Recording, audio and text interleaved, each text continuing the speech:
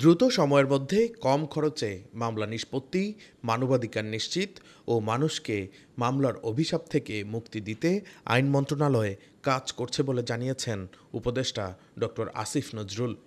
আমাদের মন্ত্রণালয়ের পক্ষ থেকে আমরা 3টা টার্গেট করেছি সংস্কার কার্যক্রমের ব্যাপারে। একটা হচ্ছে দ্রুত এবং স্বল্পতম সময়ে অল্প খরচে মামলার নিষ্পত্তি করা। এই লক্ষ্যে আমরা গুরুত্বপূর্ণ একটা পরিবর্তন অলরেডি করেছি। সেটা হচ্ছে আমরা বাংলাদেশে এটা আগে হয় নাই কখনো এত বড় পরিবর্তন, সেটা হচ্ছে আমরা সিভিল প্রসিডিওর কোডের পরিবর্তন করেছি। তিনি বলেন, এজন্য সিপিসি এবং সিআরপিসি অধ্যাদেশ নিয়েও কাজ চলছে।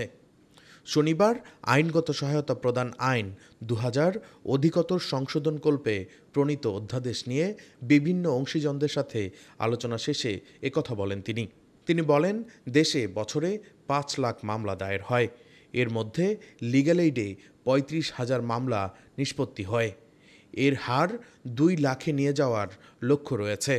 এতে মামলার সংখ্যা 40% হ্রাস পাবে।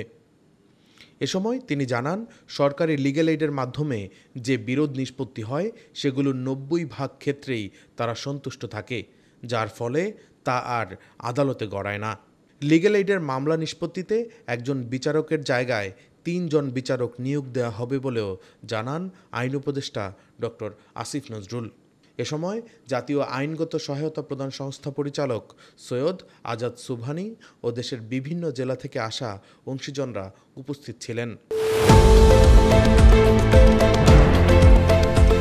দেশের পাশে, বিশ্বের সাথে, মেট্রো টিভি।